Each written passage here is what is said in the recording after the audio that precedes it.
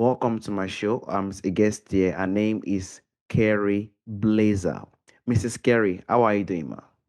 I'm great. How are you doing? I'm fine. Thank you very much, Mrs. Kerry. And also, thank you so much for the time and the opportunity, Mrs. Kerry. Firstly, you are an author. You are also a shaman and a speaker. Can you please, Mrs. Kerry, discuss more about yourself and how you are doing currently now, Mrs. Kerry?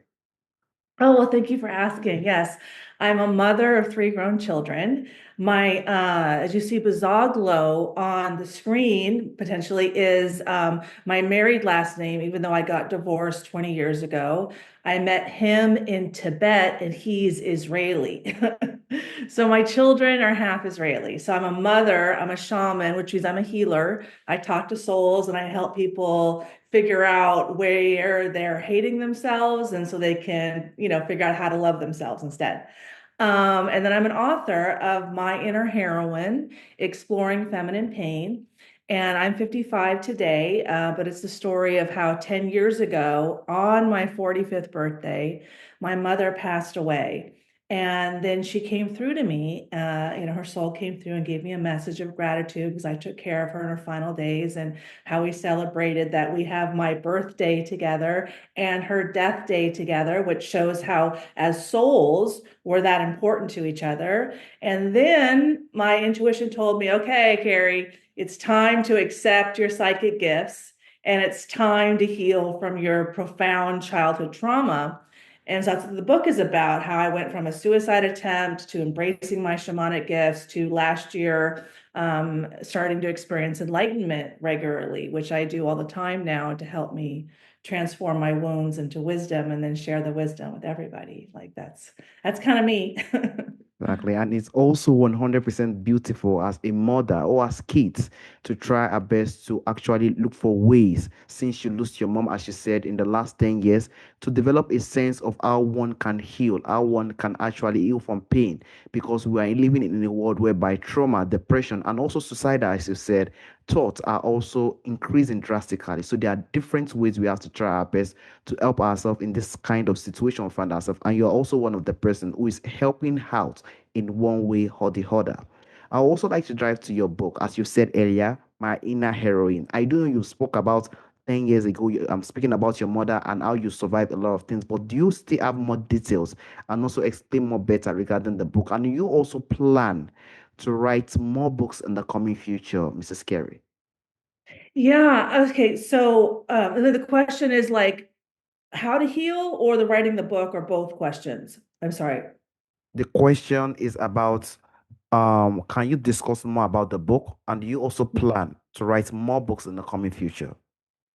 Yeah, so I didn't plan to write a book. What happened was, I followed my intuition daily. So my mom passed away 10 years ago. 6.5 years ago, I attempted suicide. And then I did like four medicine journeys. I used psilocybin or magic mushrooms because what that natural medicine does is help us recalibrate our nervous system. So we're attracted to more self-love as opposed to being attracted to more self-hate. Because when your nervous system is programmed for self-hate, that's what you seek out. If you're like stress, stress, stress, oh, then I resonate with stress, stress, stress. But when I program my nervous system for love, it's like, oh, love, compassion, enlightenment, like let's go there. And so that's been the change that I've been working on myself over the past 10 years. And in my book, I detail all the progress there and my wisdom. But let's talk about what's happened since I published in April of 2025. So, um, what I didn't realize the whole time until I put all the pieces together is that my soul has been showing me in my whole life all of the signs and synchronicities that my soul is the same soul as Mary Magdalene. Now, who is Mary Magdalene? Mary Magdalene, and there's just, a lot of debate over who was Mary Magdalene. So I'm giving my version of events, which I'm sure people will, she's in the Bible. Yeah. She was at the crucifixion. She was the one that first saw Jesus rise. Okay. So per my research and intuitive, like with academic, and I have a master's degree in East Asian religious studies. So, and I studied from the University of California at Santa Barbara. So I was under the best of the best in terms of religious studies scholars. Um, that she was Jesus's wife and she was pregnant at the time of the crucifixion. They killed him on Shabbat. What is Shabbat in Judaism? That's the surrender. That's the healing time. That's the feminine time. That on Friday night is when Jews read the poem, Woman of Valor poem, kind of appreciating all the work that women do and how necessary they are. So instead of Jesus reading to my soul that poem, they were killing him in front of me. Okay, so and on my website, you can see all the signs and synchronicities that my soul, like my birthday is June 25th. My guy, his initials are JC. Like it's just, it goes on and on and then it keeps happening. So what's happened since then? So around my birthday this year, June 25th, I started accepting all these signs and synchronicities. I'm like, okay, it's time. Like it's just like, it's time. And so, and then I started realizing in like August and early September that there's a lot of prophecies that the second coming is in September of 2025, all around the Jewish New Year. Okay, like they're killing the 10th red heifer. They're like blowing the horns. There's like this red moon. There's all these, signs and synchronicities, right? Because there's no true metric, right? What's the true metric? There isn't like, so anyway, so I keep going with my life and I make my first video on September 14th, which is the exaltation of the Holy Cross. It's a day in Christianity where they celebrate that the cross is the only path to heaven. Now you can watch that video, but I went off. I went off. I'm a wife. You killed my man. I was pregnant. I'm a little upset. And then my last name Buzoglo is Israeli, and it's Middle Eastern Israelis that have been discriminated against by the Jewish ruling class. Okay. And so we get into Jewish ruling. So then I on September 26th, I was like, okay, I finally could put together my teachings, which are 6 divine feminine self-love strategies, also on my website. And I made a video and I wrote them up in like simple, easy to understand with wisdom and knowledge. I use laws of physics to back up the wisdoms to, it's easier to understand. And the next day I made 2 videos, including asking the question, has the church been successful at teaching love thy enemy? And I'm going to argue no, based on all the wars of the past 1700 years. The church has been successful at things, but has not been successful, in my opinion, of teaching love thy enemy. And then I had this huge enlightenment experience on September 27th, where I basically did a soul to soul transmission. That's what enlightenment does. It opens up me, opens up all other souls so that we can share this wisdom between us. That's how all souls work together. Now, I didn't know what that day was until the next day. So that all happened. And then Sunday, my intuition says, Kerry, Google what is Shabbat between the Jewish New Year and the Jewish Day of Atonement, their holiest day, which is a day of forgiveness. Forgiveness is feminine, it's a right brain activity. The most holy day in Judaism honors the feminine, yet they're all men. So then on Sunday, my intuition guided me to research the Shabbat between the Jewish New Year, Rosh Hashanah, and the Day of Atonement, Yom Kippur, which is the holiest day in Judaism. And forgiveness is a right-brained activity. Forgiveness is feminine. Okay, so their holiest day is a day to celebrate femininity, and yet you have this Jewish ruling class of all men. Maybe there's an imbalance. Okay, so I look at that, I'm like, oh my gosh. So I gave feedback on self-love in Judaism on the holiest day that you're supposed to give that as a woman. And then I did more research about the Messiah. I'm like, oh, well, the Messiah says it's a covenant written on our hearts. I'm like, oh, well, that's an enlightenment experience. And even says that it will bypass scripture and go directly to the heart, which is exactly what I did. Like, and this is the value of femininity. Okay. Femininity is intuitive. Femininity is connection to the soul. Like I quote in my book, a Cherokee proverb. They say a woman's highest calling is to connect a man to his soul so he can unite with source. A man's highest calling is to protect a woman so she can walk the earth unharmed. So forgiveness, compassion, intuition, all the emotions, all that internal work that we go to the church for, or we go to the synagogue for, that is all feminine work. So, this is kind of my life. That was just, 3 weeks ago. This all happened. And now I'm like, okay, that was the second coming. And no one, Jesus isn't coming to save you, because I know personally that he's still dealing with a lot of his own challenges as the head of global security at GoDaddy. And BDSM.com is registered at GoDaddy. I'm just going to point people in a direction, right? So, what do Jesus and Mary do? What do, as divine feminine, divine masculine, we are souls having a human experience just like everyone else, okay? So 2,000 years ago, why couldn't the Jews embrace that Jesus was one half of the Messiah? That's one problem they had. Other problem they had is, why couldn't they embrace that Mary, the wisdom, like a power couple is a wise woman and a knowledgeable man. Okay, that's a power couple. That was Jesus and Mary Magdalene, right? Yeshua and Miriam, right? But why couldn't they embrace it? Well, they still hadn't embraced those aspects inside themselves. So why they, there was a worldview of Sophia, of wisdom, of gnosis, of inner knowing of men. There's early Christianity, but then men don't understand themselves, and women, we hadn't fully embraced our power, and we can't stop men from abusing us because physically they have the power, but also I had to accept this. As a woman, I'm the center. So if I'm out, my man's out on a limb. If I'm out, he's way out. So we can blame the patriarchy on the men, but why are the men so out of balance? Oh, the women are on a balance. Oh, we're in it together. Oh, we got to figure it out. Oh, we're all in a relationship. And that's what I'm here to show, and really ask the question of the Jews, because I've been making some videos and sending it straight to Israel, like adding Israel. What is the Jews' deepest wound, right? Because we're right now in the middle of this whole peace process, right?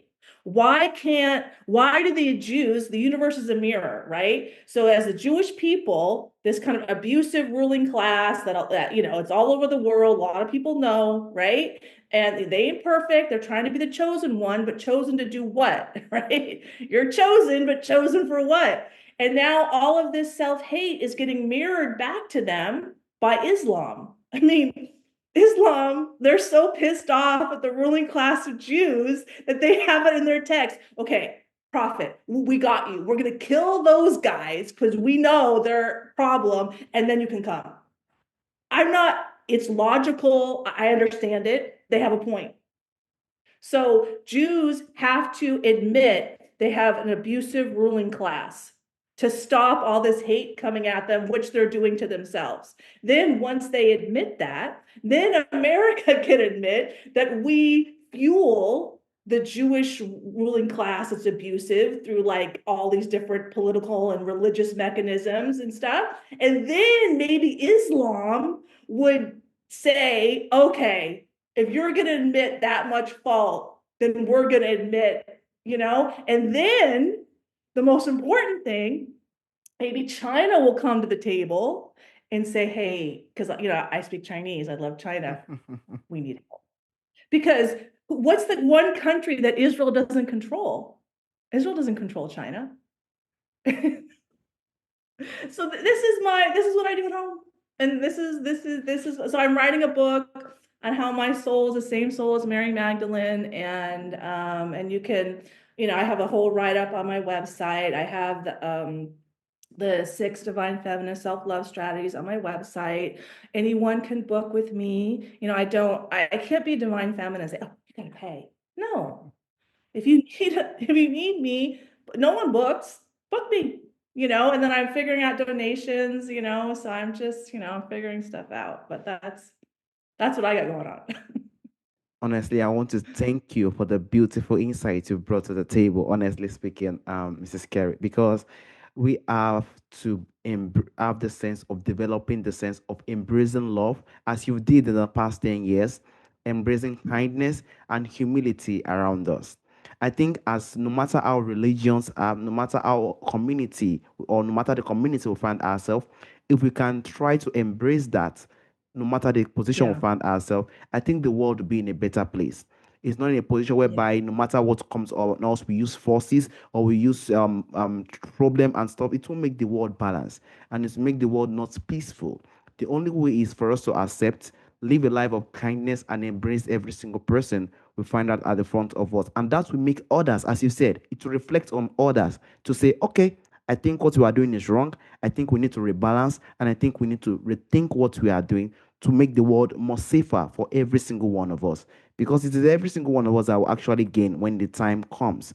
And also, I would like to go because you said it that you are a shaman which deals with pain. You started this development when after you lose your mom, and now you've also built yourself to make people understand better. So you emerge from pain as a shaman. What do you think? Because some people will really be confused. What do you think shamanic healing mean to you? And how do you think it can serve as a path for others seeking transformation? Mrs. Kerry. So we use the word shaman. Every soul is a shaman. So Okay. the gifts that I have to communicate with all of our souls, physicists have proven all souls do. I mean, I understand enlightenment because of a physicist, not because I have a master's degree in East Asian religious studies and I lived in Chinese Buddhist monasteries. That's not how I figured it out. So shamanism basically acknowledges that we're all souls having a human experience, that all of our souls are communicating through our heart space, which we are. So if you read in the six divine feminine self-love strategies, there's one saying changing the world is an inside job. And it explains there, based on a lot of the work by Dr. Joe Dispenza, how our hearts, the electromagnetic field around our hearts is 5,000 times stronger than our brains. So when I love myself, the channel that I'm putting out is much higher vibrating, Yeah. right? Than like shame, guilt, and fear. And the higher soul vibrates, the more transformative they are personally and to other people. So this is why change is an inside job. If you try to force people like communism is an external solution to an internal problem. It's never going to work. If we all love ourselves and communism naturally comes out, okay, cool. I would say ants have more of a more communal society where humans, because the masculinity is so hierarchical and then femininity is so non-hierarchical, but there's the balance, right? um so that's why I see shamanism as one tool, as a way to say, okay, they understand self-love. Like, ancient shamanic wisdom is when you don't feel good, you go to a shaman, you say, I don't feel good. And the shaman says, when's the last time you danced? When's the last time you loved? When's the last time you made love? Which is now what Western doctors are figuring out. Like, there's all these cancer centers, and they see that 7 out of 9 of the main healing tools are emotional. And they know that people who are people pleasing, who are codependent, who put other people before themselves, who don't care for themselves emotionally, and our body is a mirror of the soul. So if the body has cancer, the soul is not high vibrating. If the body has a virus, the soul is not high vibrating. Like, I haven't gotten physically sick in 6 years. Hmm. And, I'm sitting here drinking coffee. I don't have the best diet. It's not an awful diet, but, and I take edibles all the time with sugar to help open me up. So I'm not over here all perfect, but you ask the question, why can a man who's 105, who smokes cigars and drinks every day, still be alive? And that's how, because his soul is so high vibrating. And this is what the early Christians, this is what Jesus and Mary were teaching. And it was suppressed for imperial European, like white men, like, oh, the white man, the patriarchy. Well, the white men in the second century in Europe made God male only and suppressed the feminine. So, and women are intuitive. So from that intuitive perspective, okay, white men are the problem. I hope you know what I'm saying. Yeah. That We all have a lot to work on. And when we don't acknowledge that the universe is a mirror, we perceive that there is an enemy. Islam is the biggest mirror to Jews because they want to kill. That's like, want me to show you yourself? Islam saying kill all Jews is mirroring back to Jews their worst wound. Now I'm perceiving that as Jesus and Mary, but I'm not Jewish. I'm not speaking for the Jews. I'm here holding up this mirror to them right now in the middle of the peace process saying, is this your biggest wound? Because I'm healing through this right now too. So it makes sense that my soul comes out so strong. And I know who Jesus Christ's soul is, that he has so many problems, and I'm bringing forth all the wisdom in this lifetime, right? It makes sense to show Mary was the wisdom and Jesus was the knowledge. Like he had so much knowledge of what was going on in the temple 2000 years ago. And so they put him on a cross for it because of his knowledge, right? And so if we embrace that women are wise, and like I kind of define the patriarchy with a Boy Scout. So and my son is an Eagle Scout, and so I know Boy Scouts. And so they had like these weekend events. So imagine I call the patriarchy is like a weekend event with dads and sons with no women around. That's when the fingers get blown off and the fire goes out of control, and you need a little wisdom to say, put the gasoline away from the char, what I mean, the flame. Let's be a little wise. And that's what I think when we just said men are in control, suppress, make, Mary Magdalene a prostitute, that's out of balance too. And so we're healing this imbalance where they made Jesus God and Mary a prostitute. Like he's above the people and Mm. I'm below the people. So right now we're kind of, what I'm doing is I'm ascending, he's descending, and then we become of the people. And then hopefully our balance helps everyone come into balance. I mean, the way I see it, his soul and my soul are the lead feminine and masculine souls on the planet.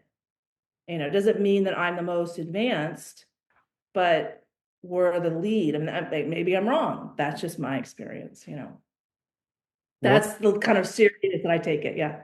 Sorry. No worries. What I just love the most about what you said, Mrs. Carey, is the power of vibration. Vibration Yes. is very powerful, which shows the shamanic, which you said, which is the soul. The soul is the key to how we are going to live our life. It's like the key to every aspect of our life. It's the key to make us to be very happy, and it is also the key to make us to be very sad. It is also the key to make us live longer if we even want to use it well. Vibration really helps us in many ways. It helps us physically, it helps us emotionally. No matter what we do know it is very tough in our time sometimes. No matter how it is, we need to keep the soul in very positive vibration. We need to keep it energized, because I love what you said. When someone is using drinking and all those kind of things and is still living well, the vibration is still active and strong. That is just the main reason. That shows the power of the soul. It shows the power of how the soul can really, really work in tremendous, huge ways. So we can try our best, if we can 100% continue to do that, to work on our soul, become much stronger. I think we'll be in a position whereby we're going to love everybody, we're going to care for everybody, show kindness, and also accept, because no matter how kind we are or no matter how nice we are, we also have to know that there are some things that really hurt us by the way, and we have to also know how to navigate and know how to work on those things as well. I also thank you for the beautiful insights regarding even the issue of Christ, Mary Magdalene, which is a very, very loving and inspiring person, which has the wife, as they used to say, he says the wife of Jesus Christ. Jesus Christ had the knowledge, and that is just the beauty. They are really the one that are in charge, and we hope that in the future, great, great things continues to happen, and we see the positivity that we need, to be honest, because the soul is really, really, really needed, and the healing is very important in our time. Thank you so much for the Yeah. insight. Thank Also, you so Mrs. Carey, much. there is also a question I normally ask during the end of the show, Mrs. Carey. From our Mhm. forefathers, from our ancestors, there are a lot of beautiful things that do exist during our ancestral time that is missing in our time today. If there is Mm. anyone or anything you would like to bring back to our time today, Mrs. Carey, what do you think that thing would be, Mrs. Carey? The restoration and the value of women being the center of a family. That is the problem. We don't value femininity as equally necessary, influential, and powerful as masculinity. Femininity is the center, and mine and women's nervous systems are far more robust than males' nervous systems because we channel the life force energy, we channel the children, we channel our intuition, keeps the individual family grounded in wisdom and knowledge. And so when we celebrate the family, we celebrate the woman as the center, we celebrate the man as the lead, as equally important. Because when the man is more important than the woman, then he can cheat and he can have multiple women, and then we're all out of balance. Okay. So this is what I saw during my first enlightenment experience, is that if we restore the feminine as equal to the masculine, and the feminine creates, like Sophia creates, she's wisdom, and the masculine gnosis, he orchestrates. Okay, so the feminine creates, the masculine orchestrates, and together that's God. God is woman and man in balance. And if we can, incorporate, internalize that worldview, and then we value women, women will stay at home and produce healthy kids because we're 20 years from population collapse, and half of the kids, being born are leaving the home with mental illness, a significant mental illness because the parents are mentally ill and they don't know how to heal.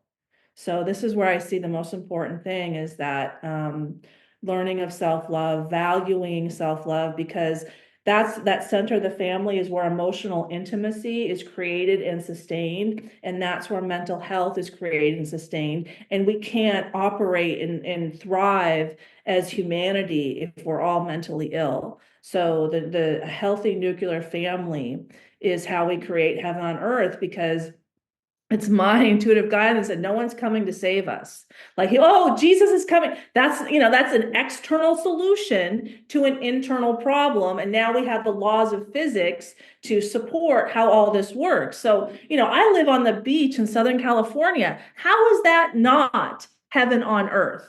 The only thing that's not heaven are all my relationships. Yeah. And those are all mirrors of my relationship with myself. Like Israel, that's heaven on earth.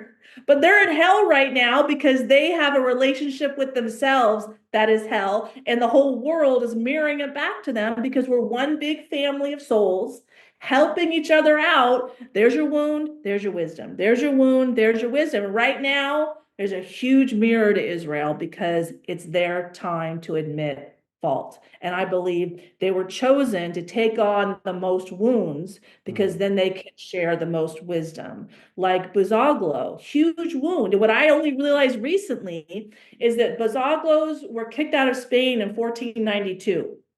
And then they took on this last name, Bazaglo, to mean exiled and humiliated.